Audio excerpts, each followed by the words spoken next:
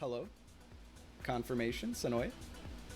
I'm in. Okay, fantastic. All right, here we are. Okay, we are playing Defended Pawn, medium timer, rated, random color. We rolled black. What else is new? Against Sonoy. He got into chat like half an hour before stream started. He was like, "I am claiming first game of the day. Don't at me." And so here we are. Okay, this is great. All right, B4. You know what we say to B4? Not today. What do we say to B4? So I feel like, we don't want to try... A4, A5. You don't want to start the game with A5. You know what? I'm feeling B5. I'm feeling B5. Oh, what is this variant? This variant is Defended Pawn. Defended Pawn, the idea is that the queen and the queenside knight have changed places. I'll just do one of these to preempt any shenanigans coming out of Sonoy. Thank you, David. That's why I always call it Defended Pawn. The idea is that because this knight is here, there is a defender of the f7 pawn that is not the king. As you know, a lot of the volatility of the game of 5D chess is based in the fact that the f7/f2 pawns are so vulnerable. And so this seeks to sort of balance that out so that you don't have to worry too much about... that seems so clunky. I'm happy to see that because structurally that seems not fantastic for Sonoy. So let's just play knight f6. It's great because it like incredibly opens up basically the opportunity space for openings that don't lead to like degenerate attacks like the f7 sack that you'll be familiar with from standard / turn 0. And so Defended Pawn is really good. It's a little wacky, but this was designed, by the way, by Lexi. Lexi was the one to propose it, and he was like, hey, why not just like switch the piece around so that all of the pawns are defended? Defended pawns. That's where the name comes from. Oh my god. Okay, so what are we doing here? That's a real kooky spot for this here bishop. The fact that this bishop has moved, this knight is okay.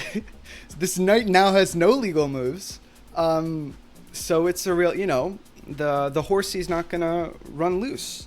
That's pretty good. That's pretty good. Now what I have to decide is how the hell I'm ever gonna get my queen into the game, because it doesn't feel. You know what we're gonna do? We're gonna do an e6. Potential idea of pushing c5 and having it defended so that takes doesn't happen, because it's kind of important to get the queen into the game, and it's much more difficult to do so in Defended Pawn than it is in turn 0, because the queen's all the way out here in the corner, defended by something other than the king. Exactly, yeah. All the pawns are defended in regular chess as well, but the important thing is having at least a minor piece, or potentially a major piece that isn't the king defending. Okay, the pawns. Okay, this is an interesting. This is like, maybe we can call it the straitjacket opening, because Sonoy has successfully restricted the movement of like as many of his pieces as he can. Yeah, this is kind of an issue. This knight can't go anywhere, and this bishop is now completely blocked in a way that's going to be really difficult to like unblock. I don't know how this bishop's going to get into the game. That said, his queen now has mobility. This pawn is defended. But I think that we can do some interesting stuff. I see this as a weakness. Singly defended pawns that are in sight of the king in 5D chess are oftentimes points of vulnerability. So this pawn is only defended by this pawn. So maybe you can imagine a world in which we've got like a bishop here, or like we push this pawn. Maybe we double push this pawn now. Maybe we just double push this pawn now. and we allow for this tension to exist. Um, oh, that's an interesting one. What's going on here? What's going on here? Let's think. There's no travel or anything. Does taking this knight make any sense? Maybe it does. But it doesn't look like it does. Unclear. We obviously aren't super interested in trading here because, yeah, like if we take, it looks like a free bishop, but of course we are opening up.